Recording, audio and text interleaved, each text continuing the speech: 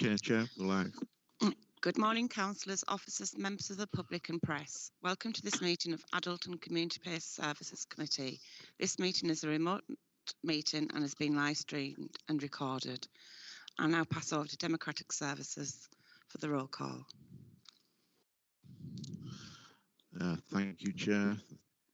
Thank you. Good morning, members. Welcome to this meeting this morning. I'll just quickly run through a roll call of those who are present today. If you could indicate that you are able to hear and see everybody online, and also that you have a copy of this morning's agenda. Councillor Brewer. Hello, and yes to everything. Thank you, James. Councillor Little. Yes to all. Thank you. Councillor Prince. I'm here and I've got the paperwork. Thank you. Councillor Carl Richardson. Yes, I've got everything, thank you. Thank you, Carl. Councillor Thomas. Yes, I have the paperwork and can see and hear, thank you. Thank you. Councillor Ward. No, does anyone knows if we have apologies from Councillor Ward this morning? No. Okay.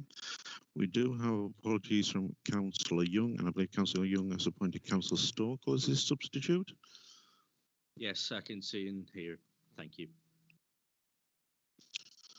Thank you very much. We also have online, I believe, Councillor Tony Richardson. Yes, present, Dave. Thank you. Thank you, and I do also believe we have online a member of the public, Bob Snowden, which will be coming up on the public question in a moment. Okay, I'll just remind everyone if they can keep the microphones on mute during the meeting in order to reduce the background noise. That will be helpful, thank you, and I'll hand back over to you, Chair, for the rest of the agenda. Thank you, David. Sorry. I've got a bit of a frog in my throat there, sorry. So is there any more apologies, any apologies for absent apart from Barbara? Moving to declarations of interest from members. Chair, just my usual declaration as an employee of Healthwatch Hartlepool. Right. Chair, I've got an interest in 8.1. My mother is in a home. Right, thank you. Anybody else? Okay.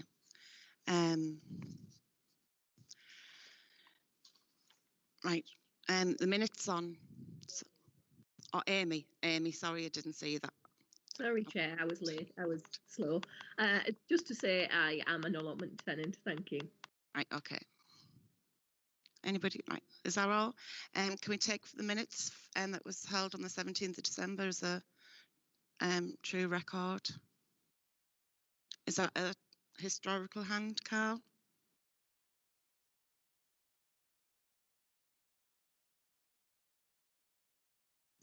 Yep. Right, we've got a public question today, and I would just like to make members aware that the following decision on Council on the 25th of February 2021 to align with committee responsibilities with the Council and senior managers structure, the remit of the Audit and Government Adult and Community-Based Services Committee has been extended to include culture and events, learning and skills and conservation, parks and countrysides, including allotments. As a result of this decision, there is a report on the committee agenda today regarding the review of the allotment service. I would like to take this opportunity to clarify that this committee is unable to comment or debate any decisions that have been taken previously in relationship to the allotment service by any other committee within the council, and to remind members of the committee and all those in attendance that any questions or comments arising from this agenda item should be focused solely on the report that is present today. Before we move to that report, I can confirm that a public question has been received in relationship to the allotment service. In accordance with Council Constitution, the question will be read out by the Director of Adult and Community-Based Services and responded by myself. The member of the public who has asked the question has the opportunity to ask and relate the supplementary question for clarification purposes. This will be responded by the committee chair or relevant officer. I would remind members that there is no provision within the Constitution for debate in this relation to the public question, so I will not be inviting members to speak on this item. I will now hand over to Jill, Director of Adult and Community-Based Services, to read that question. Thank you, Chair. The following question has been received from Mr. Snowden, who is in attendance at the meeting today. Neighbourhood Services on 13th of March 2020 reported consensus at the allotment focus group on changes to the rulebook, namely relating to access to sheds. This is untrue. The focus group has neither constitution or voting process, and its members have no powers to represent fellow plot holders. Secondly, Councillor Tennant has seriously misled both council and tenants and included a new and illegal rule regarding associations memberships. Do councillors Tennant and Little accept that they have abused the process of consultation and lied to the Neighbourhood Services Committee and the allotment focus group? The primary reason for visiting the sites would usually be to check the levels of cultivation. Should there be any reasonable reason to look inside a structure, such as concerns about animal welfare, storage of dangerous or flammable liquids, or any other breaches of tenancy, the existing rules of tenancy allows any officer of the council at any time, when directed by the allotment services, to enter and inspect an allotment to ensure the compliance with the rules and regulations of tenancy. This includes any buildings on site. Should the tenant not be present on the plot, the officer would give notice to the tenant to attend the plot for inspection to be carried out, ensuring that the inspection is always undertaken in the presence of the tenant.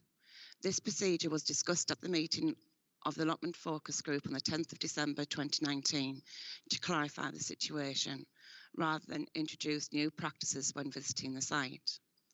The focus group was brought together to represent the views of associations, with the expectations that the representatives would feed back to a wider allotment community. It is accepted that there is no voting procedure as a part of the current terms of reference for the group, which are agreed in June 2019.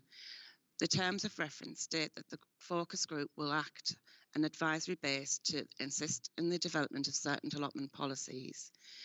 Given the scope of the group, while it is in the knowledge that they do not represent all sites, it is considered that it is provided an opportunity as sounding board, which broadly reflects the allotment policy community in Hartlepool. At this meeting of Neighbourhood Services Committee on the 10th of December, myself and Councillor Tennant were present and heard the views of allotment tenants presenting at the meeting. This provided an understanding of the situation which could be used in a later decision making, considering the views of tenants and associations, as well as the understanding of the responsibilities as landowners to manage the site in a safe and appropriate manner. The report that will be presented today proposes that all amendments to the allotment rules of the tenancy will be put on hold until a strategy can be developed, which will allow a review of the service. This review will include considerations of how the service communicates with tenants in order to draw the views of a wider allotment community who may not be in reach through the focus group. I do not believe that there's been any abuse of the consultation process of any attempt to mislead the council or allotment tenants. I am confident that the proposal in the report that will be considered today will enable all tenants to contribute to the development of the allotment strategy and would encourage all tenants to participate in the consultation progress. I believe that there is a great potential in the allotment services to develop further and make significant contributions to health and well-being within the town, and hope that tenants will work positively with the council to make this happen. Mr. Snowden, have you got a supplementary question? Is he still here?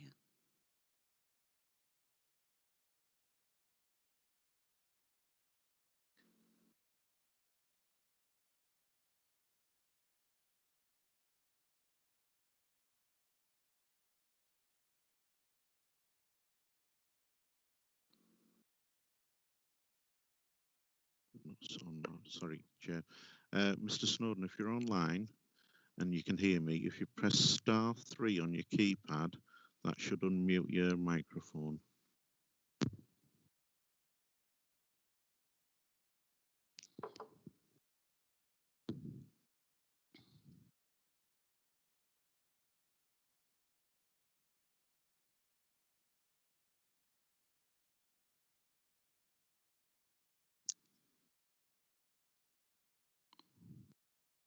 I'll give you a couple of more seconds, Mr. Snowden, or we'll have to move on to the. There it is. There it is. I think you should be able to hear you now, Mr. Snowden. Hello, can you hear me now? I beg your Now I pardon. I can, don't know what yeah. I did there. So all of that I said wasn't there. That's great. Firstly, thank you very much, Chair, for allowing me to ask that question this morning. I know it wasn't perhaps quite worded the way it should have been. I'm aware that that this question was referred from the full council to this group, and I do welcome the opportunity to respond to the response you've just given, Councillor. Thank you. I think that's a almost completely adequate response, in terms of having any changes put on hold for the moment until some kind of review of the consultation process with tenants, allotment tenants is undertaken. I'm delighted to hear that.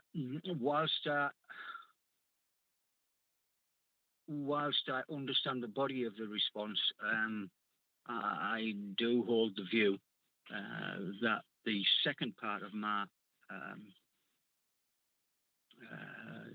question to council in regard to the note, the intention to look at or to request association details was not discussed in any way, shape or form with the focus group, and was introduced at the neighbourhood services meeting, as I understand it. Now, let me finish, Councillor. Now, that said, I don't intend to make a big pan fuss about it today. If it's going to be part of a review. Yes, it is. And that's correct, though, what I said. Yeah, it is going to be a part of the review, and I think the review and the team will relate to all tenants. So that is the most important thing. Everybody is going to have their say. So, Councillor, I really do think that's an absolutely perfect way forward. I'm not that sure how that's going to pan out or how we're going to do that, but I'm sure the vast majority of the Allotment Association. Gemma can mention that in her report, how she's going to communicate with all tenants. So hopefully that'll be. When she comes to the report, she will. That'll be all discussed. So do I take it that you haven't got a supplementary question? I don't have one, no, not at all. I'm delighted with that. Do you need me now, or do I just? No. If you can stay online and listen to Gemma's report, what she wants to, and then we can go from there. So we'll go to the there's nothing on budget and policy frame, and we'll go on to key decisions 6.1. Over to Gemma for the presentation of the allotments. Thank you, Chair, and good morning all. Continuing the allotment theme, I have got an allotment review update this morning. Section 3 identifies the process that we've got to in terms of bringing this report to committee this morning. The Council meeting on the 20th of October agreed that the Neighbourhood Services Committee further review of the allotment service pertaining to allotment rules with particular regard to the rights and responsibilities of allotment holders. This was something that was referred, and as Councillor Little has identified, it's now come to this committee since the agreement of constitutional changes, and that since March 2020 the allotment services sit within preventative and community-based services. Item 3.2 identifies the significant contribution that allotment has made. We certainly know its importance overall, but certainly within the last 12 months, this has been made much more significant in terms of the support of the wider health and social outcomes that it's achieved. We currently manage 1,000 plots, and that's across 16 sites, and that's distributed across 10 of the 12 wards within our town, varying from larger sized allotment sites to smaller sites, and each is distinct within its characteristics. We have seen quite an increase in demand of allotment plots. Certainly over the last 2 years, we've seen an increase in our waiting list, and people really keen to be able to access this asset. In light of this, and considering where we are in terms of allotments, we do want to ensure that we can review our current position, use the learning certainly of the last 12 months and beyond to be able to develop an allotment strategy to ensure that we understand what our future priorities are. We can design a service to meet those priorities, and ensure also that we maximise the opportunity for access and inclusion. Our aspiration is to give as many people as possible that would like to access these sites a real chance to do that. So section 4 starts to detail the proposal. We want to be able to develop this based on need of our current user groups, and also some of the wider community benefits and interactions that we can certainly capitalise on and develop further. We'll look to evolve our operations and also widen the demographic of allotment sites. We certainly want this to be a strategy that supports us with our future proofing and ensure that this is a sustainable opportunity for many years to come. Item 4.2 starts to look at some core principles that we'd like to work within, and we've aligned this with the 5 steps to wellbeing that I'm sure many people will be familiar with, and really kind of starting to evolve opportunities under Connect, Be Active, Take Notice, Keep Learning and Give. And we'll keep that under ongoing review as the strategy evolves, so that we can amend, adapt and add to. During the pandemic, it has certainly been well documented that allotments are a critical source of physical activity, and also positive mental and social well-being and engagement.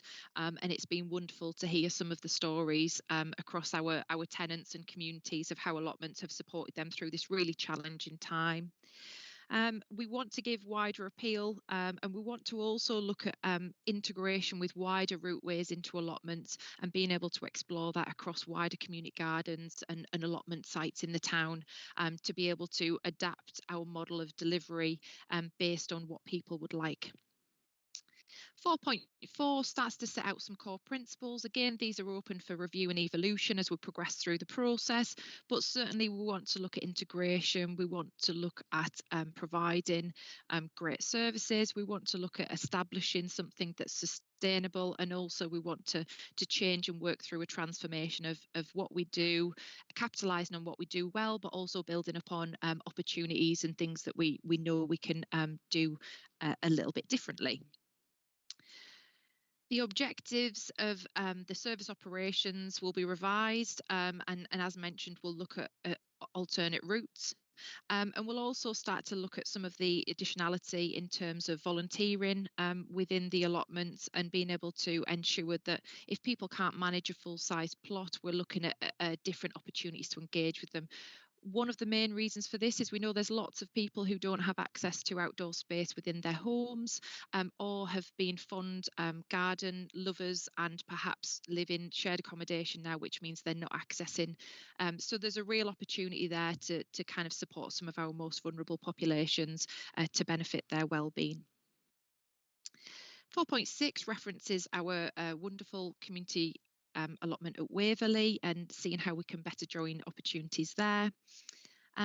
and we're going to be able to look at further opportunities, and this will be much of the consultation process, and these are just some initial thoughts in 4.7 to be able to look at perhaps wider mentorship schemes, and being able to kind of also work with the evolution of associations and seeing if there is an aspiration for associations to be able to look at devolved management in the future. And we appreciate there's a lot more work to do on that. So we want this strategy to be fit for purpose, we want it to be innovative, and we want to ensure that we are informing our rules to allow us to govern this land as appropriately as possible. So for 4.8 identifies, as previously mentioned in the question, we do look to postpone the implementation of rule changes until 2022, where we'll be able to identify, based on the consultation process, what are the priorities for us to be able to manage this land effectively in partnership with tenants, residents and associations. Section 5 starts to identify some of the consultation process, and appreciating the request earlier about consultation. Today we're not able to give you a huge extent of the detail that will happen, because it's almost chicken and egg. We've got to do a bit of consultation to know how we can best consult with everyone. So we are going to work through that process. But in initial terms, we want this to be very customer focused. We want to ensure that we're realistic with this as well, and ensure that we're working around viability, desirability and sustainability. And we're going to communicate with tenants on as diverse opportunities as we can. Alongside this strategy, we will develop a communication strategy, and that will be a really robust process of how we're going to work. And consultation isn't going to be a one-off to inform this process. What we want to do is create something that's ongoing and will allow all tenants, partners and associations to communicate with us on a sustained basis. And that's really important, and we want that to be two-way. So we need to evolve how we're going to do that, and that might mean that we need to explore other solutions that allow our demographic across the allotments to communicate with us on a blended model of consultation. We are going to start to collect more robust baseline information when we're going through our tenancy process, and that will allow us to be able to look at what the values, aspirations and requirements of tenants are. And that'll probably be through a questionnaire process. Again, this will evolve and will ensure that that is accessible to everybody. And section 5.3 starts to identify, we do have some processes in place now, but we will build upon those further. And although there will be some integration of electronic and digital communications, we will ensure that this is very accessible and we give the opportunity for people to do what suits them. And that'll take us a bit of time, but hopefully we can come to a really good model and really good opportunity.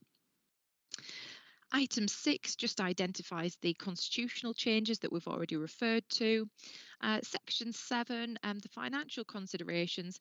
I think it's just to be realistic with this is we don't have additional resource or budget to be able to evolve this, but what we will be able to do is start to look at what other opportunities there are for us to be able to add additionality to the allotment resource and capacity that exists within our current framework. Item 8, I think 8.1, it's irrelevant to note that if we aren't able to progress with a strategy, hopefully in this way, there are ongoing reputational risks, and we want to be able to build relationships and trust across our tenants, partners and associations. And in terms of 8.2, there's no specific financial risks, but as identified, we are going to have to be innovative and creative and manage expectation. This will be a long-term strategy, and we hope that working closer with our voluntary and community sector within the town, which is extremely the breadth of that is phenomenal. We want to support the building of social capital and ensuring that we can invest into our allotments in a much more creative way. Item 9 identifies we will do this within our existing framework. Item 10 acknowledges that there are ongoing risks to allotments in terms of vandalism, arson, theft and fly tipping. And although we're making every effort to manage that at the moment, that will be one of the critical parts of our strategy considerations. Asset management, obviously I've identified there's a huge amount of land, 38 hectares of allotment land that we are required to manage and govern, and therefore that will be closely considered in terms of how we can do that effectively through this process. Item 12 starts to articulate very lightly the contribution that this makes, certainly to the wider poverty agenda, and some of the opportunities that we've already started to explore is linking in with our food network within the town, and how some allotment holders are already contributing kindly to some of the food priorities in terms of growing of fruit and vegetables. But we believe we can capitalise on that much more because we know that the foundations of allotments are extremely beneficial to communities on many levels. Equality and diversity, as mentioned, one of the key parts of the strategy will be around inclusion and access, and we will anticipate that we can build this in. And we believe the diversification of how we're looking at the allotments will ensure that more people can benefit from this wonderful opportunity, and we're going to be able to evolve that further. So in conclusion, the recommendations are that it's noted that we will develop an allotment strategy and we'll identify, therefore, the future priorities and service design. And we also would like agreement to postpone the implementation of the changes to the rule book until a further review has taken place. Thank you very much. Thank you, Gemma. I really like how you keep on going off that you're going to mention it to all allotment tenants. That's, I think, the key to all of this. Amy? Thanks, Chair. Gemma, this makes me so happy. Like, part of the reason that I wanted to be involved in the council is work like this. I don't have enough lovely things to say about it. It genuinely makes me ecstatic. And I think this is what we are as a town. How do we make it better? How do we include more people? How do we work together? I don't have enough words. I love it. Thank you, and thank you to all the officers that have worked on it, because it's fun. It's fantastic, and it's great. I love it. Thank you. Gemma, do you want to come back? Thanks so much, Councillor Prince. That's hugely reassuring for us, and I think I do want to acknowledge that this certainly isn't me. This is the ongoing team that have worked to develop allotments this far, that are actually proposing all of these wonderful opportunities. So I'd just like to kind of acknowledge the work that they've done and that they'll continue to do, because this is very much a team effort. So sincere thank you for that. Carl? Yes. First of all, I'd have to say that I'm sorry that we weren't able to debate that question. Hopefully, after the elections, that issue is going to be addressed. I do think it's very anti-democratic for a resident to bring an issue and councillors can't even question or debate that particular issue. As regards this particular thing, yeah, I think I'm really pleased that we are putting this on hold. I'm very pleased about that, but I think we need to make sure what is said here is good, and most of us can agree on it. However, it's a question of what happens in principle, because we've been here before, and I think one of the issues is that a number of allotment holders are quite concerned that we've had issues where they've been consulted, and then it doesn't seem to be, they don't seem to recollect that particular thing being when it's been implemented. As far as they're concerned, that's not what they said. Hopefully, we're going to get away from that, and we will be very sincere when we talk about consultation. I hope it's not going to be a case of consultation, but this is what we're going to do. This is what we're going to implement. I hope it's not going to be that kind of consultation. I hope that we are going to be involving the users and the tenants, because I think it's more important when we involve actual people who are doing the work, the policy becomes far better. And we need that involvement, and we need to make sure that when we're doing this, we implement what those people are saying. Can I just ask, who is going to be involved in the focus group? When we do these consultations, how is that going to operate? I'll bring Gemma back in for that one. Yeah. Thank you, Councillor Richardson. I think just to identify that any consultation that takes place will be managed and collated on an extremely robust basis, and those findings will be part of the development of the strategy to show that anything that's been brought forward is representative of the information that we've received, and we'll be managing that in a much more robust way. I can't talk about what's been before because I wasn't involved in that, but our intentions here are to be extremely creative and positive.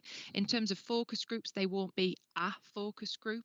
Focus groups might be a mechanism that we use to consult, and we may do those with tenants, associations and wider. Our focus group gives some views but isn't the representation of the whole population of allotment holders, which is what we're trying to achieve here. So therefore, anybody that wishes to take part will have an opportunity to do so. What we can't detail at the moment, and one of the things I should have mentioned, is we do need to consider the ongoing pandemic and restrictions. So as we progress into this consultation, we'll need to evolve and adapt to be able to manage that within the kind of parameters of what we can do. But we will ensure there's an extremely blended model of opportunity, and we are also working across other systems that people are using nationally that gives some really good outcomes, and we've seen some really positive community engagement processes across allotment communities in other areas with certain solutions. So we're trying to work through those logistics, and there's already a lot of research and information that we've got to help us with that. Yeah, can I just come back on one thing? When we conduct these consultations, will there be a regular feedback to the Adult Services Committee on this? Because I know we've just taken over this particular area of work. So it's, I mean, in some respects, it's not even fair to ask the chair question, because as I say, we've just come over into this. But I'm very keen on making sure that some of the things that happen in neighbourhood services doesn't happen here. That we will engage with people in the allotment holders, and we will be able to debate that in committee, because a lot of the things that will be done are going to be done in our name, and it's no use being done in our name when we don't even know anything that's going on about it. Okay, so I hope that's. I totally agree with you there, Okay. Carl. I think if we could have a progress report every 3 to 4 months, to show how things are progressing, because it is. We're a lovely committee, and I would like to see this through and make sure everybody's being consulted. But yes, I agree with you. Stephen? Thank you, Chair. I would echo, some of the things that Carl and Amy have both said. And I think it's only fair to say, really, I think there has been tensions in the recent past between the council and allotment holders, and I'm really pleased to hear the tone of Gemma's presentation, because I think one of the real important things about the engagement process that is going to be happening is about building some of those bridges and building a much stronger relationship between the council and our allotment holders in Hartlepool. And I think a lot's already been said about the benefits that allotments bring, about the big place that they play in so many people's lives in Hartlepool. And also, I think that there are some real issues and concerns about allotments at the moment, and some of the issues around security and a whole host of other things, which I think need to be very central to that engagement process going forward. And I think are going to be central to developing that improved relationship between the council and allotment holders going forward. Again, one of the things that I was very pleased to see in the report was the equality and diversity considerations, and an acknowledgement there that we need to be doing all that we can to make allotments accessible to as wide a part of the Hartlepool community as possible. And I hope we can build on some of the positive things that have been happening with some of our community and voluntary sector organisations, such as Hartlepool Carers, who have been supporting people, supporting carers to get involved in allotments, and some of the fantastic outcomes that people have experienced through that, and also some of the ideas around having a different approach to allotments where smaller spaces may be available to people who can't manage a full allotment. And I think that sort of inclusivity is really only going to strengthen and enhance the allotment offer that we as an authority have to our whole community in Hartlepool. And I think that the report is written in a way which I think lays a very good foundation for building some of those bridges and taking our relationship with allotment holders and provision of allotments to another level within the town, which I think is needed. Well said. I'll bring in Jill for a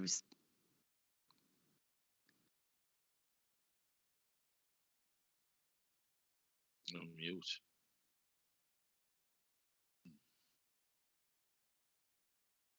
Apologies.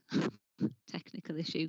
I think Councillor Thomas has probably just said an awful lot of what I was going to say. I suppose I just wanted to assure members really that although there may have been historical issues in relation to the allotment service, this is something that's relatively new to this department and very new to this committee.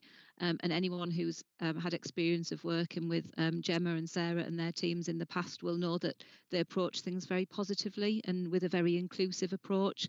And that's absolutely what the intention is in relation to the allotment service as outlined in the report.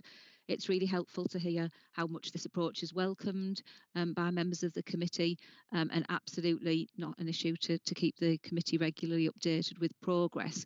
I just hope that we can take this forward on a much more positive footing and really maximise what can be achieved by having the allotment service within the department, making those links in terms of accessibility that Councillor Thomas has outlined, and really take this forward in a positive way. And I hope that allotment tenants will engage with the consultation process.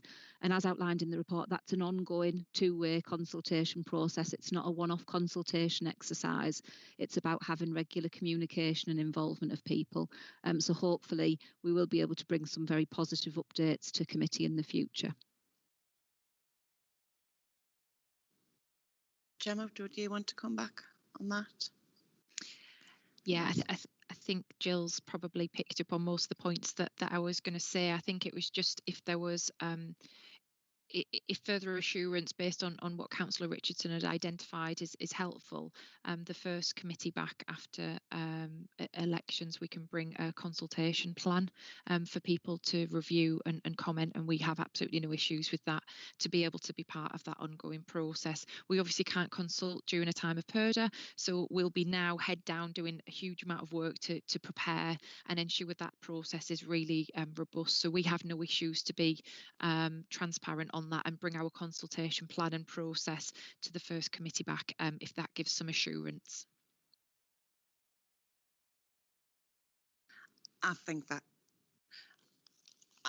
adults are going to show, I'm not dissing any other committee, but I think we are going to be the best committee, the best group of people to take allotments forward, because we listen and we care, and we're all about community spirit in this committee. So hopefully, is there any dissent on the recommendations that's been recommended to committee today?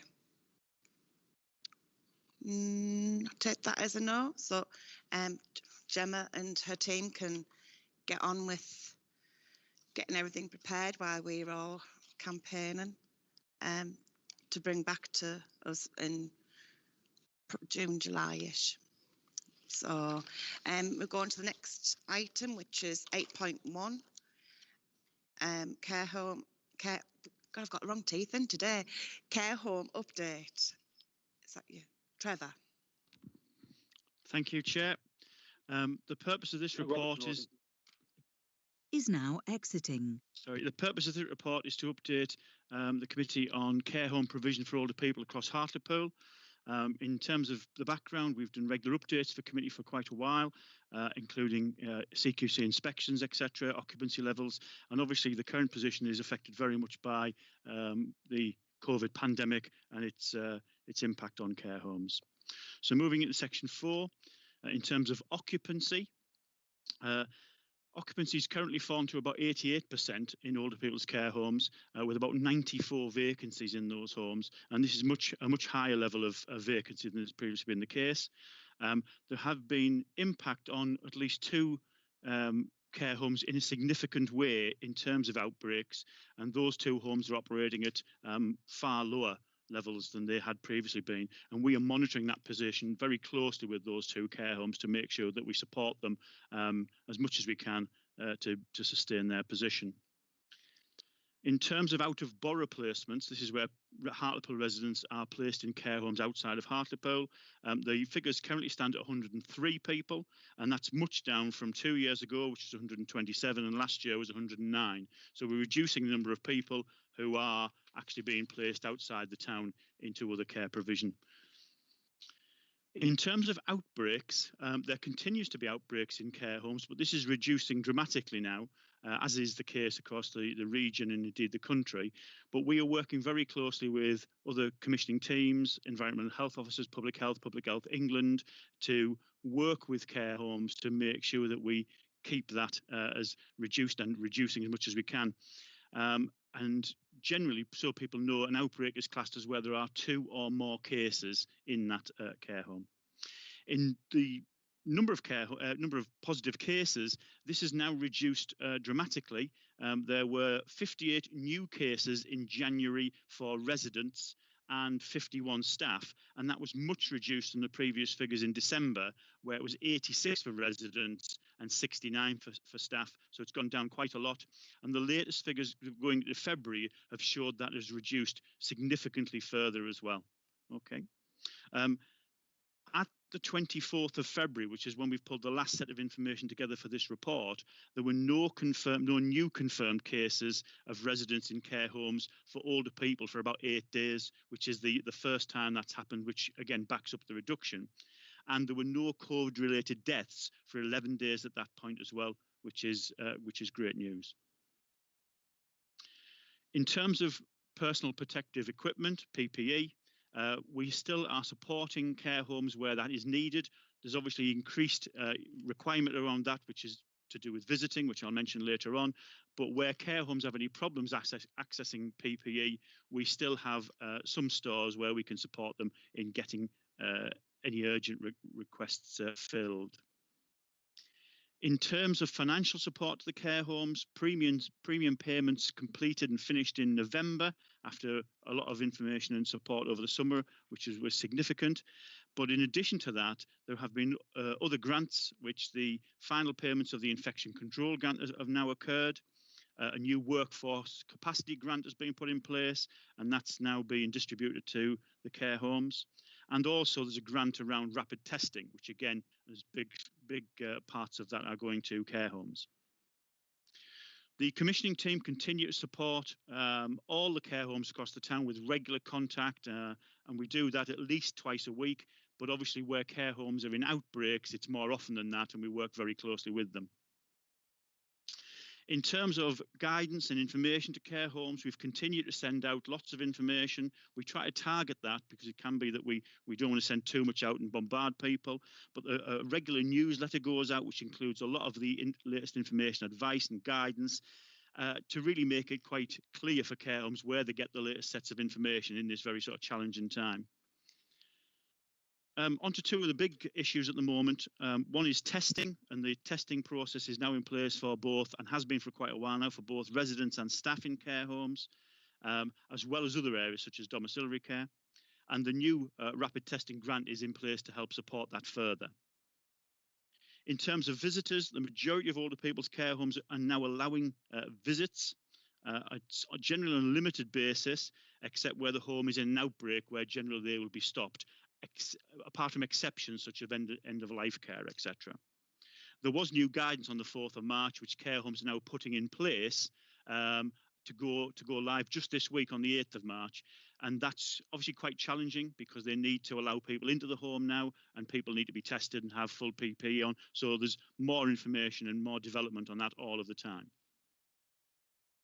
In terms of CQC, the vast majority of homes, 92%, are rated as good by the CQC, and that has improved enormously from what was the position 18 months ago or a long time ago. Additionally, there are no suspensions in care homes at the moment, so there's no care homes where we've had to stop admissions in those locations.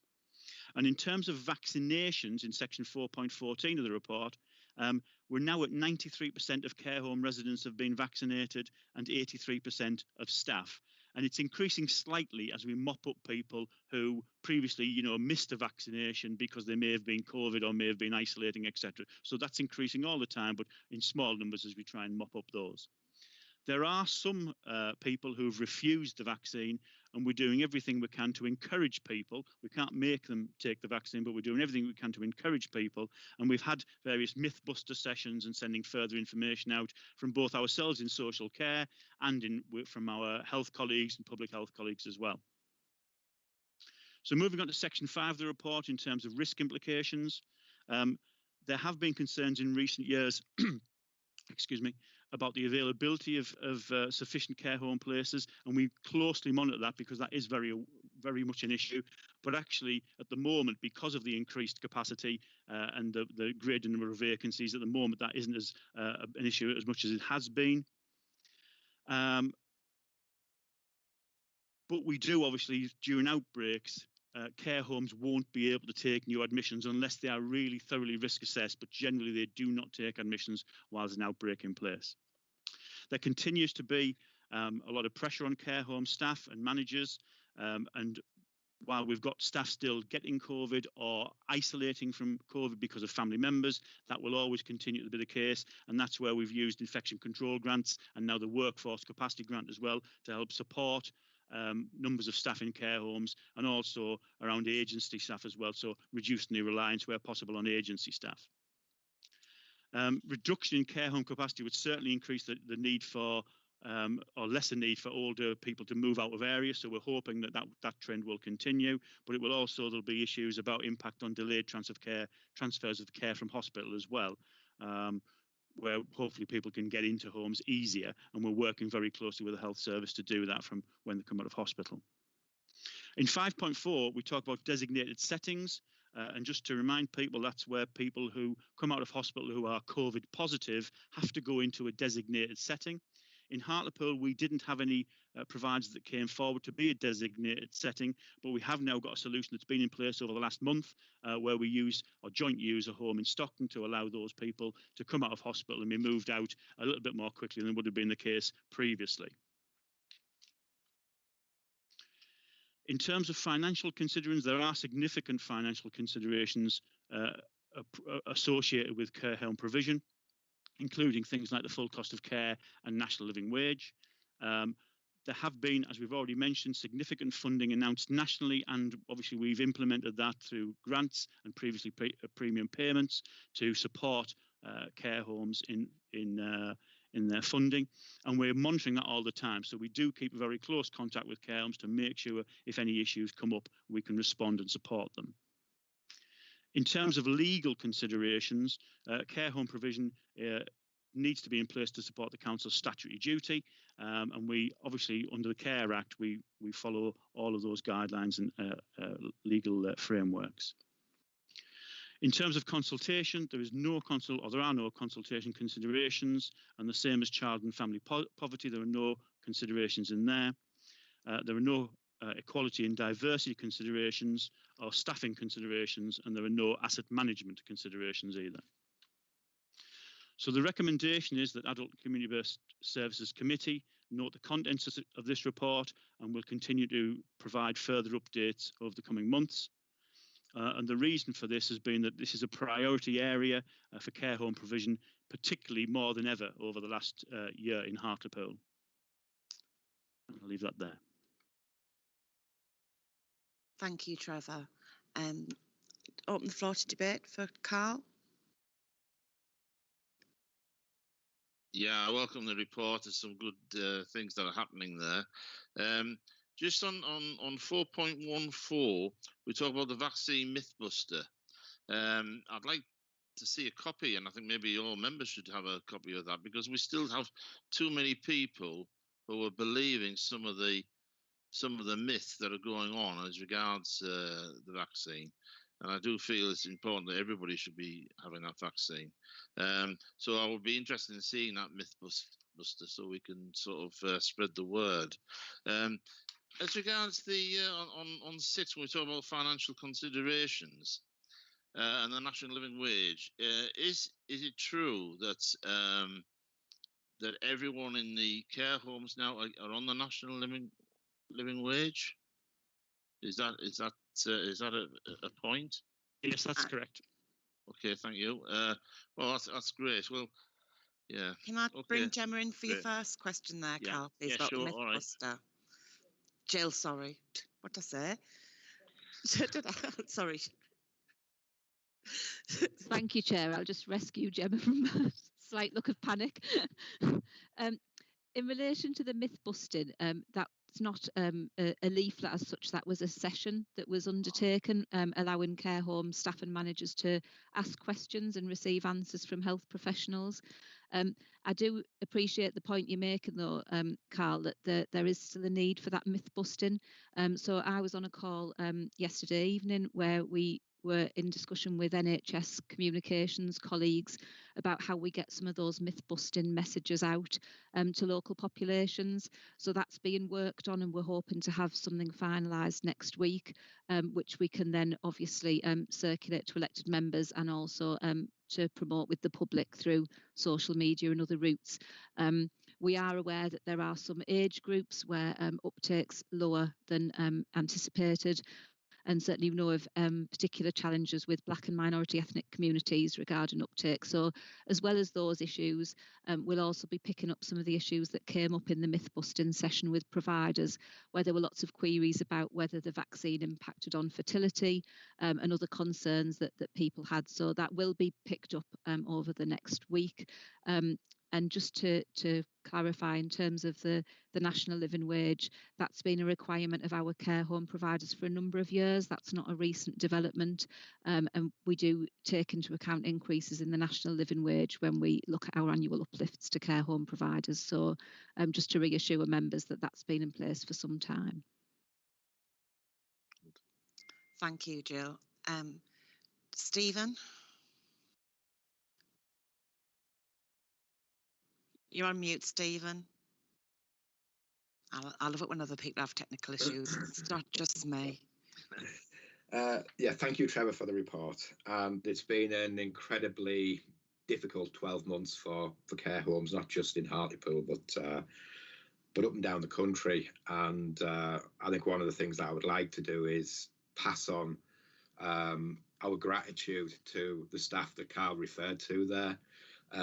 Care home staff predominantly working a lot of the time on minimum wage and doing some tremendous work in extremely difficult circumstances over the last 12 months. And we really do owe them an absolute debt of gratitude for the work that they've done during a very, very difficult 12 months with the pandemic. I think a few things to sort of pick up on, Trevor. Some of those concerns about those couple of care homes, I'm not going to ask you to say which ones they are for obvious reasons. And I know during the pandemic, as well as some of the funding that you've identified there have been other uplifts that the government has given with regard to payments to care homes. And it does concern me that if some of our homes have got quite low occupancy now, have we got an exit strategy for supporting care homes through quite a difficult period as we see some of those payments and uplifts disappearing as we move out of the phase of the pandemic that we're currently in? And as I say, it does concern me that a couple of our homes do appear to have significantly lower occupancies than they would normally expect to have. And you mentioned during the course of your presentation there that obviously due to the restrictions that the pandemic has brought about, that some people who would normally have probably gone into care have not been able to. And this is possibly one for Jill around how those people and their families are being supported until we do get to a time in which they could go into the sort of care that we've been talking about in a full-time way, as it must be a very difficult time for those individuals and for their loved ones and families who are currently supporting them. I think other things, one of the things that we've done in the past with reports like this is have sort of a table, and I think that makes some of the points around occupancy, around out of town placements a little bit easier to follow, and you can sort of see the trend that's going on. So I think that would be a useful thing to reintroduce in future reports like this. And I think the final thing is quite a lot of talk at the moment around the health white paper that's just starting to go through its early stages within Parliament, and a lot of talk in that white paper about integration, very little talk about social care per se, but obviously some big implications for social care going forward. And I think it will be really useful, not that it's going to affect me, but really useful for future committee members to have a presentation at some point in the future when it becomes a little bit clearer how that white paper is starting to develop and the implications for social care and care home provision going forward, particularly at that interface around discharge and admission to hospital and a lot of the other things that are wrapped up in that word integration. So I think that would be really useful going forward for the committee to have that sort of presentation. I think Can I just bring Jill into those bits there, Stephen? Because I think she's going to run out of paper writing everything down. There's just one final point, and I can just put that in quickly because it may be either Trevor or Jill come to this one. And one of the things that some of our care homes have done in more normal times is provide respite provision. And clearly in the pandemic situation, that is something that won't have been possible. So again, it's how have people who have in the past been able to access that provision been supported during the pandemic. And that's, I'll stop there. That was a vital point. People won't realise respite might have been stopped. I'll bring Jill in there. Thank you. Thank you, Stephen. I'm sure Trevor might want to add to some of these, but I was just scribbling down each of those points, so I'll just try and cover each of them and then bring Trevor in if he wants to add anything. The first point you made was in relation to sort of passing on our thanks to care homes, and I think that's a really valid point and something that we've been doing throughout the pandemic. Just to reassure members, we are sending out a newsletter to care homes early next week, which is reflecting on the fact that we've been in this situation for a year now, and just to reiterate our thanks to all of the providers in terms of how they've supported their residents and their staff. And I'm sure if that's not yet finalised, we can add in a comment in there to pass on thanks on behalf of elected members and particularly this committee as well. We do absolutely owe a huge debt of gratitude to those staff. They've absolutely gone above and beyond anything that could be expected of them. And, you know, we absolutely feed that back on a regular basis, and equally to feedback that the care homes have regularly tell us that they very much value the report, that they've value the support that they've had from the council. So just to feed that back as well. In terms of the two homes that did have particular issues with occupancy, we do monitor care home occupancy, as Trevor said, through very regular contact with the homes, and we do look at that on a twice a week. We do offer any of the homes that are having issues with that bespoke support. We recognise there's not a one-size-fits-all solution in terms of supporting homes, whether it's financially or through other routes. So we are regularly reviewing that, and we do know of other areas in the North East where they have provided those tailored packages of support to homes, and we're absolutely in a position to do that if we need to. And as I said, Trevor and his teams will monitor that on a very regular basis.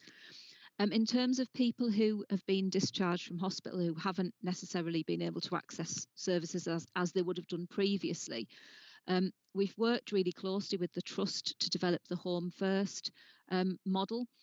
which is very much as we would have always wanted, to look at anyone who can go home, being able to go home with appropriate support in place. And the Acute Trust have redirected resources in order to support that, and that's very much been done in partnership.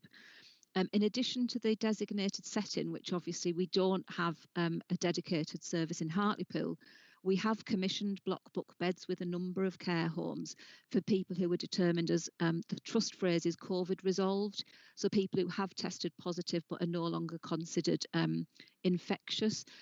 So we do have those beds commissioned in 2 homes in Hartlepool, as well as the discharge to assess beds that we've had in place for a significant amount of time. So anyone who requires 24-hour residential or nursing care has still been able to access that within Hartlepool on a permanent basis. The discharge to assess solution in Stockton is just a very short-term basis for the very small number of people that have accessed it. The next point you made was regarding the appendix, and absolutely agree with reintroducing that. I'll give Trevor a slap on the wrist later for not including it in this report. It is something that we normally do, but we've been working to sort of very tight deadlines this time round, so I'm sure it's just an oversight that we've missed that. The point regarding the NHS white paper, I agree, Stephen. I think that would be helpful going forward. Potentially through the Health and Wellbeing Board, as well as through this group, for there to be a greater understanding of what the implications of that are.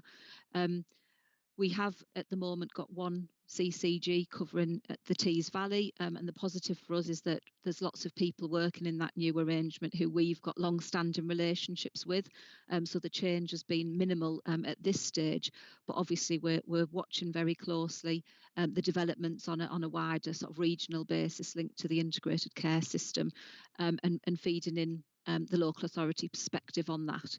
Obviously, the main concern that we've identified is that when things are done on a very big scale, we can lose that very good sort of close working on a place-based approach.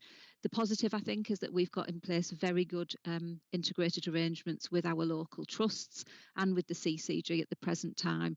So hopefully that's something we can build on and obviously maintain that very Hartlepool focused approach to getting things right for the local population. And the final point regarding respite, it obviously has been very difficult over the last year because anyone going into a care home does have to quarantine, or did have to quarantine for a period of time. So obviously that did make respite challenging. But we have worked through care managers with people to look at alternatives. Some people, rather than having short respite breaks a number of times throughout the year, have had one longer respite break and have still been able to do that. And in some areas such as Greenfields, which provides respite for adults with learning disabilities, we have been able to maintain that service throughout the pandemic, obviously operating in a different way and with reduced numbers.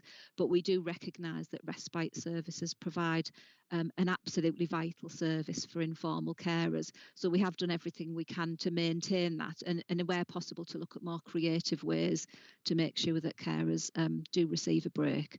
So I think that was all of the points, but I'll let Trevor add to that if there's anything I've missed. Yeah, thanks, Jill. Very little I would add. Just 2 things, I suppose. One is in terms of the table. We'd absolutely add that in. I think we'd probably thought that the last report we did was quite long-winded, and I think we probably tried to make it a little bit more succinct, but I absolutely agree, and I think we'll definitely add that back in.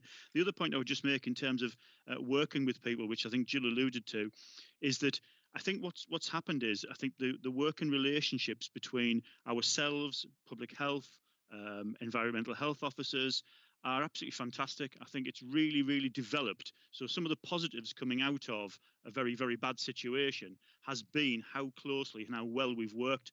And even just when we have outbreak meetings, Public Health England, CQC have joined those, Health and Safety, but also working with the Trust, the CCGs.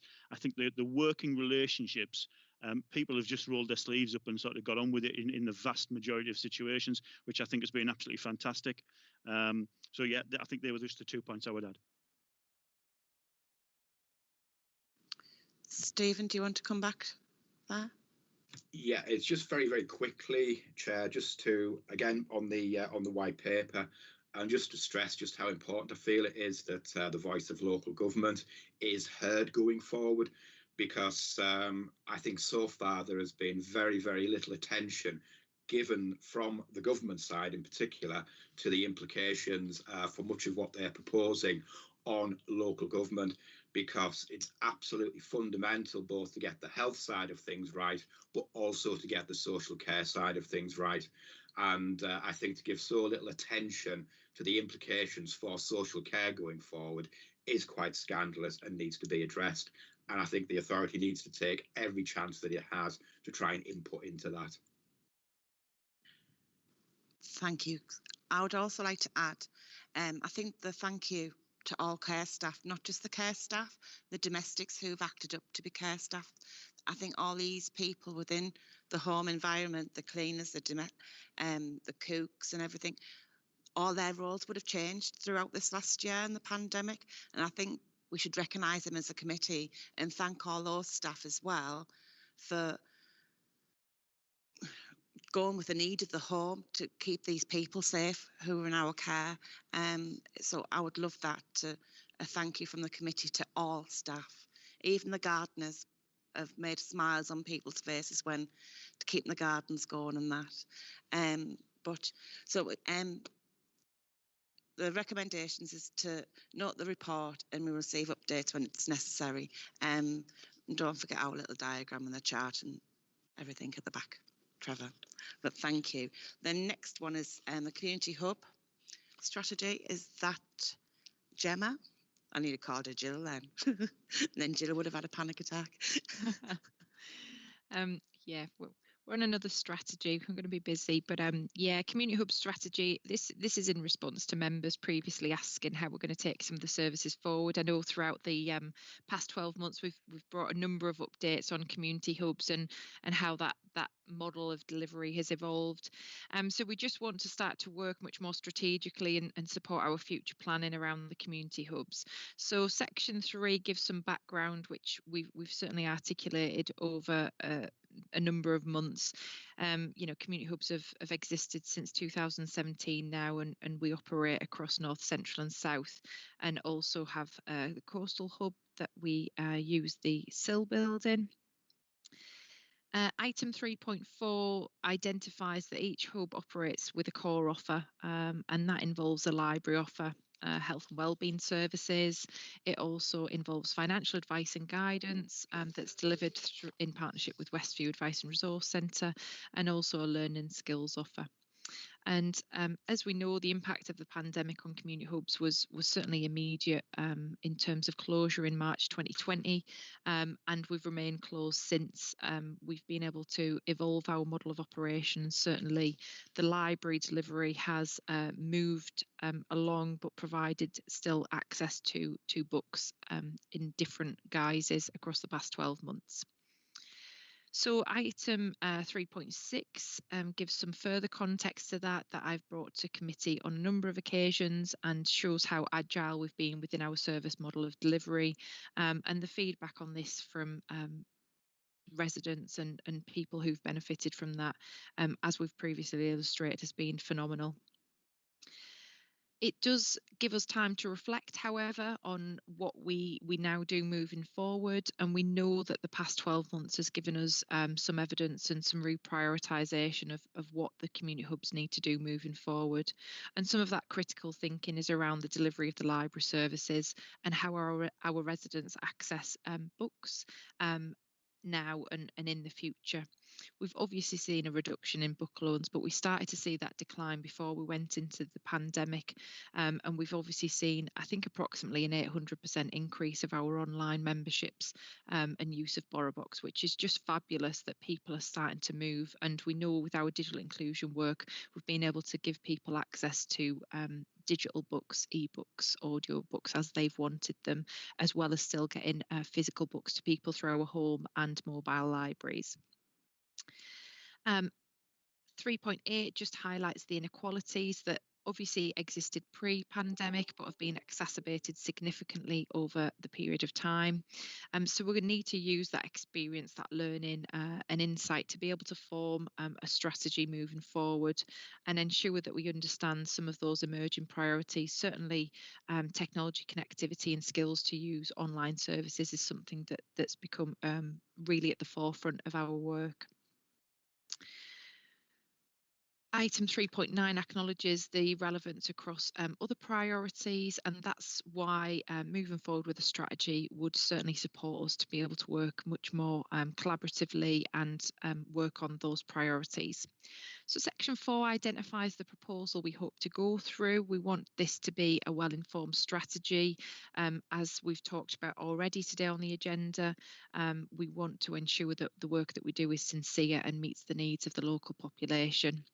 And also it's about sustainability. This is about future-proofing services and ensure that we can work with what the needs of people are going to be now and in the future. So in 4.2, it starts to identify a bit of a framework that we'll start to kind of work through. And as mentioned before, this is going to be a process that things can evolve, but we certainly want things to focus on health and well-being, community, digital, reading, education and innovation, and certainly diversity, disability and difference, building on that ongoing theme of real access and inclusion to our services. The priority in the immediate term is going to be the reopening of services. Certainly with the government roadmap, we know that we can start to reopen our buildings from middle of April. So we're starting to work through those plans, and our priorities will be ensuring that people, those most vulnerable, have ongoing support as we get through pandemic and certainly vaccinations, and provide access to library services, people's network, and ensure that we are continuing our outreach and virtual services.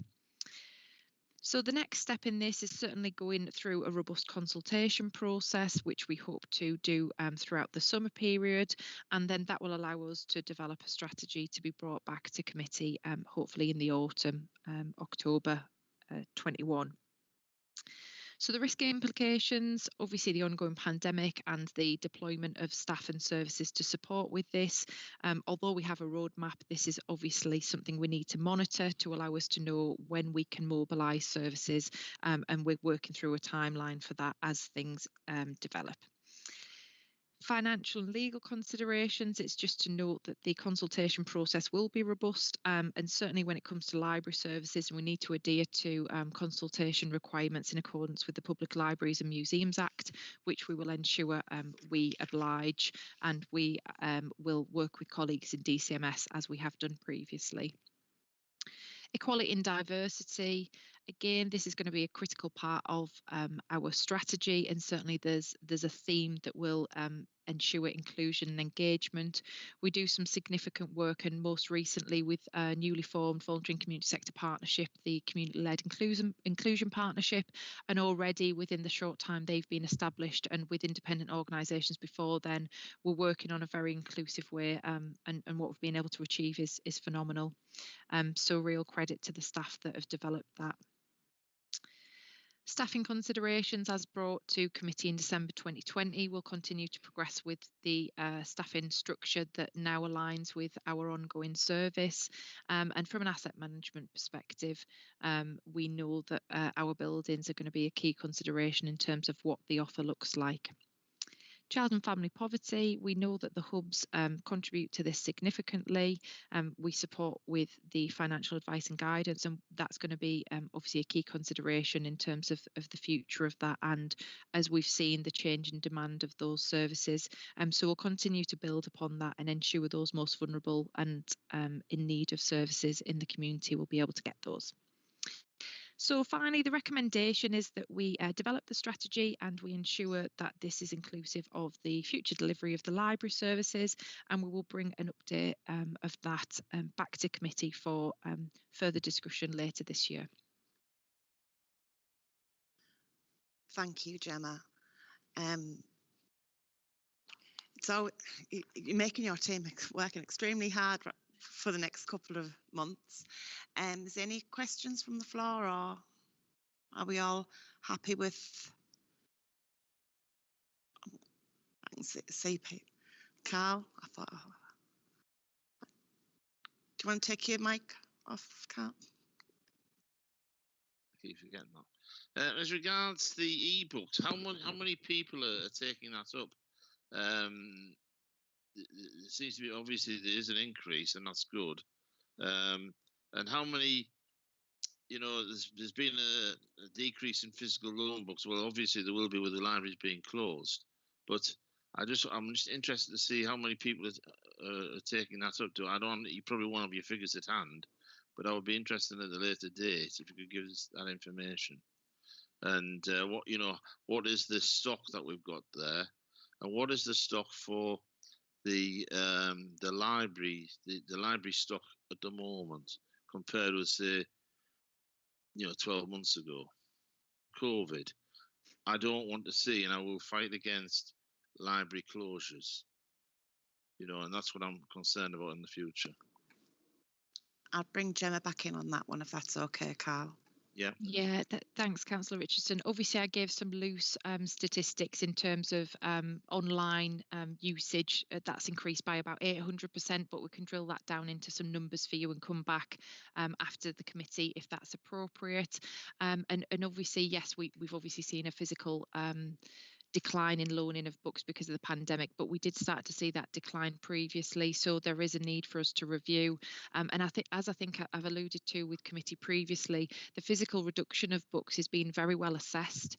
We did some testing on our books and when they've been loaned last, and we've been doing that. And I think the example I gave is one book that had been loaned back in 1953, which, we've got to think reasonably about how we replenish our stock and work through a change in model and actually looking at people's changing behaviours. Our intention isn't to reduce the physical books that people will want to continue to access. That will remain a priority for us. However, what we want to do is ensure that we understand what people's needs are going to be coming out of the pandemic, because those that have moved to an online access of books, some will absolutely refer back to physical book loaning and that will be their preference.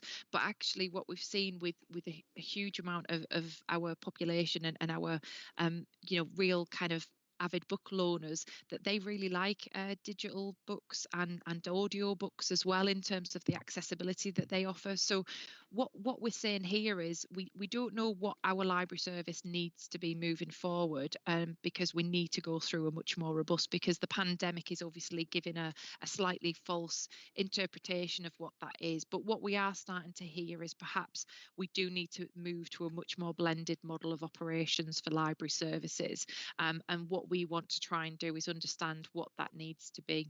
So we won't be doing anything. We'll be presenting the evidence back to members, and we'll be making clear recommendations around what we think our priorities should be for community hubs and within that the library service, and then that will be something that we can identify in terms of whether any decision needs to be made or not. So it's just to reassure that what we're seeing now we absolutely appreciate is certainly in response to the pandemic in lots of instances, but we want to try and understand what people will want moving forward, and some of the statistics that you asked for, we'll pull that together and we can get that to you after the committee, if that's okay. Yeah. Jill, do you want to add to that?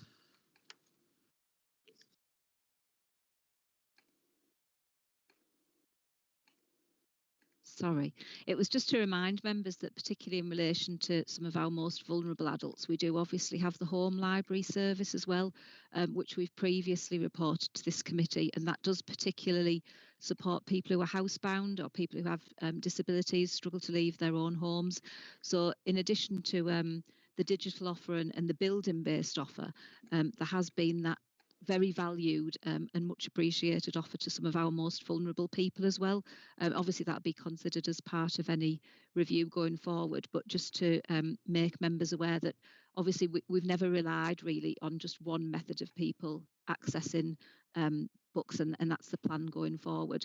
And what we're also looking at is how other aspects of the community hub offer can be made available to people online, recognising that is increasingly how so many of our population want to access services. So I'm sure all of this will be covered in a bit more detail as reports come back, but I just wanted to highlight that issue to members. I'd like to bring Liam, but before I do, we had 544 children last year online, and I think it's one of the most we've ever had. And that to me is reassuring that children still want to engage in the libraries. I love story time and rhyme. And sing and sign that our branches do. We haven't had it for a while, but to bring our youngsters in from a young age to do these story times and to learn how to read and how exciting books are. I never read till about 10 years ago again, and when my kids were my life changed a bit where the kids weren't so demanding on me, and I could pick a book up again and read, and I would never put it back down again. But I just wanted to say we've got 500. We need to beat it this year. That's all. So when you're out there canvassing councillors, can we please remember to try and promote our libraries? I'll bring Lee in. Thank you, Chair. It was just to say really that just before I go on to the point I was going to make, the sig and sign and all that goes on every day online, so that's still operating. It was just about the stock really. I think I just wanted, weeding the stock's always been part of the library process, and we've always had regular book sales throughout the year, so there's always been a constant turnaround in stock, and we are still buying. Even through the pandemic, we've been buying new stock and distributing it through Click and Collect. So it's just to reassure that stock is still there. Stephen? Yes, thank you. Again, excellent report, Gemma, and some fantastic things happening through the community hubs. One of the areas that I'm particularly interested in, though, are some of those issues that have been picked up during the course of the pandemic. And I think one of the things that's come out loud and clear, really, is the extent of pre-existing social isolation within Hartlepool. And there is a tremendous amount of work to be done going forward to start to address that issue. And I see the community hubs as being one very important side of the equation with regard to that. But I think the other part of the equation is that developing community-led inclusion, community-led support approach that's being taken. And I think it will be really useful when the report comes back later in the year for the two to be looked at together, really, because I think they are two sides of the same coin, really. And I think the hubs are only going to be as effective as the community-led support side of the equation, and probably vice versa. So I think to look at one in isolation, you're really only getting half of the picture. And as I said, I think the work that's going to need to be developed with the community and voluntary sector and other partners to address some of those isolation issues, which were there long before COVID, are going to be a real priority for the authority going forward. And I think the two of those strands coming together is the way forward to do that. So I think just going forward, it's probably going to be useful to look at them together, really, rather than as individual parts. Gemma, do you want to come back on that then? Yeah, thanks, Councillor Thomas. I mean, that's hugely reassuring, and I think you're absolutely right. You know, where we've got to in terms of community-led support is beyond what we could have imagined within a short space of time, and it is very much an integrated part. I suppose we haven't pointed it out specifically because it is now a well integrated part as part of the community hub model, as well as obviously working closely within the adult social care framework. So that will absolutely be considered, and certainly there's a lot of work even in terms of changes to the building to ensure that we can engage more positively through a community-led support offer, and we are going to be able to consider that. Certainly social isolation is one of the things that has been a priority for us, and again, the demand and response to that over the past 12 months is really obvious. And I think the examples I've brought before is that some people feel less lonely now than they ever have done, because they actually have contact with the right services. And the social framework that the community hubs have developed, and real credit to Lee, and I'll say that because she's on the line today. But a real credit to Lee and the fabulous work that she's driven to ensure that no one goes without. And we've developed a fabulous framework of DigiBuddies, so people that can safely go to people's homes to support them to get online. you know, the community broadband program that we've developed with the voluntary and community sector, access to technology in partnership with Project 65, and some real kind of strengths-based conversations. And that's what community-led support is about. And we've used that ethos throughout all that we've done. And actually, you know, I represent within the National Shielding Framework, an engagement forum, and what we're sharing there is completely innovative beyond what anyone else is doing, because we've not created a level of unnecessary demand. We've done person-centered planning and strength-based conversations to give people really sustainable solutions that isn't only going to support them through the pandemic but out the other side. So I think everything you're saying is absolutely critical. And it will be part of it. And as long as Lee's involved, I think if we cut Lee down the middle, she'll have community-led support running through her. And obviously Community Hubs is just one vehicle and framework to support us to deliver that. So I'm extremely confident, and the work that the team are doing. And I think, you know, what I've written in the report today is just a snapshot. I think the strategy is going to be a phenomenal interpretation of really what we can achieve. And I really look forward to bringing that back to committee, and hopefully you know, members can be a critical part of the process as well. You know, this isn't about us just coming to committee and you know, you having your say on it. We want you to be a key part of the consultation process, because you represent communities that we want to ensure we hear throughout all of this. So I hope that gives some reassurance, and you know, it's a fabulous thing, and it's really reassuring to hear your feedback. So my sincere thanks for that, and we do feed it back to staff. Don't you just love it when people get embarrassed on their online? It's normally me, the other way around, who does things like that. But the staff are brilliant, and I think this year has just shown how diverse they can be in everything they do. So I think they all everybody needs a pat on the back. Well done. Jill?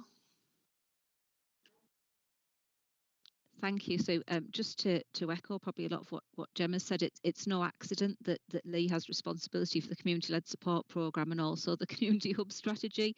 I'm sure it feels like a big headache at times, but it's absolutely about us bringing those things together, and us really being able to learn from what we've seen over the last year through the support hub model. As Gemma said, we was just starting out on the community-led support journey when the pandemic hit. We were just about to expand the model, but actually what we've achieved over the last year has taken us so much further forward than we ever anticipated being at this stage. And also some of the things that the council supported through the community pot, some of those projects with the voluntary and community sector, we're very much working in partnership with those providers around things like the community-led inclusion partnership, and some of the ongoing relationships that we've got with organisations like Hartlepool Carers and Incontrollable have just been strengthened really, and that's something that we can absolutely build on going forward. So like Gemma, I'm really reassured to hear your comments, Stephen, regarding how important it is that we maintain that approach, and it's something that we're all massively committed to. So again, I'll just embarrass Lee by saying that what's been achieved is it's just remarkable really when you look at how we've all been doing the day job but doing this as well. So I'm pleased I've achieved my aim of making a blush there, but it's again recognising Gemma's point earlier, it's absolutely a team effort, and we know that staff have been redeployed into roles that are probably massively out of their comfort zone in some cases, but we've discovered some sort of new skills and some new stars in the making in that service, and that's a huge credit to Gemma and Lee and all of the staff for that, and it's absolutely something that we'll be regularly updating committee on going forward, because it's something that we're very proud of. And so you should all be. It's the recommendations is to proposal to the progress with the development of the community hub strategy, inclusive of the future library services, is noted by members. So well done everyone, well done Lee, and tell the team that like the stars. Honestly, I think this last 12 months is just everybody's just got exceeded, haven't they, really? So we're going to 8.3, annual report from adult social care, complaints and compliments. Thank you, Chair. This is the regular annual report to committee regarding the complaints and compliments received. This is much later in the year than we would normally bring this report, so just to make clear to members, this report does relate to 2019-20. We'd normally bring this report to committee by September, following the end of the year, but obviously the other pressures that people have been working under means that there has been a delay with this report this time round. We will get back to the usual time schedule for the coming year. So this report, which is attached as an appendix, provides information on feedback we've received over that reporting period and the learning that there's been from the feedback that we've had. So the report summarises the complaints and compliments we received, the outcomes of those, lessons that we've learned, and a summary of any complaints considered by the Ombudsman in that time period. So just a brief summary of that is set out in section 5. In that year, we did receive 77 compliments relating to adult social care, which is an increase of 18 on the previous year. And there are some examples of those in the report that's attached as the appendix. And in the same period, we received 35 complaints, which was a slight increase from the previous year. Although there had been that increase, 7 of the complaints were not considered further. A number were withdrawn, and the detail of that set out in the report. So there were a total of 28 complaints investigated in 2019-20, 25 of which were concluded and 3 that carried forward. And I think what's important to note in terms of the report in the appendix is the examples that are set out and the areas that we've actioned following those findings. So as usual, I'm really pleased to report that we've had so many more compliments than complaints. Hopefully that's a trend that we'll see continuing. And just to reassure members that obviously when complaints are received, they are thoroughly investigated and we do take actions as a result of those. And we obviously do provide feedback to people who make complaints and ensure that they're involved fully in the process. So happy to take any questions, Chair. Thank you. I always remember that every time this report comes to committee that I always have to think that, yes, we've had an increase from 2017 to 2019-20, an increase in report of abuse, but of complaints, sorry, but we record things differently. So we need to, I take it as a positive, but 77 compliments, I'm just going to go on them ones because I'm just a good news person and it's our last report of the day and it's always nice to end on good news. So Stephen. Thank you, Chair. And yeah, I think it does show the way in which our services that we provide are of generally a very high quality and are very highly valued by the people who receive them. If you think about the number of individual contacts that we have with people, it is a very, very small number of complaints. And I would echo your comments, Jill, that you don't want to receive any complaints, but there always will be some. And I think the thing that impresses me about the report is Appendix B, where we have actions following findings and the comprehensive way that this demonstrates that the complaints are taken seriously, that things are very much done in an open and inclusive and informative manner, and where things are identified in which things could have been done better, actions taken, things are put in place, and every effort's made to learn from the mistake that was made.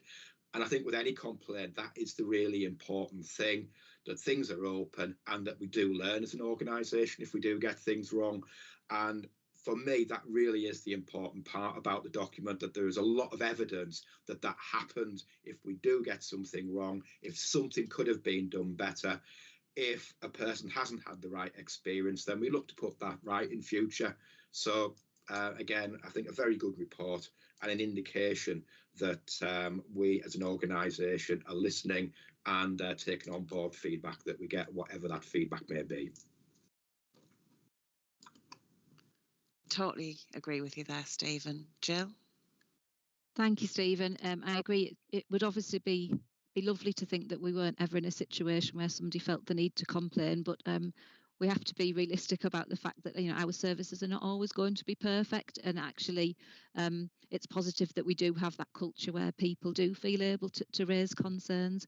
But as you said, the key from that is that we do learn from those complaints and that we do make improvements.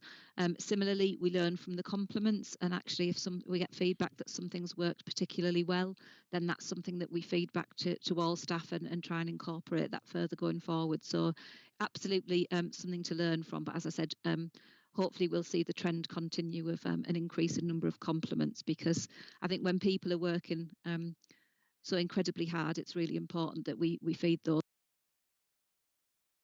to our frontline staff as well. Sorry, technical challenge again.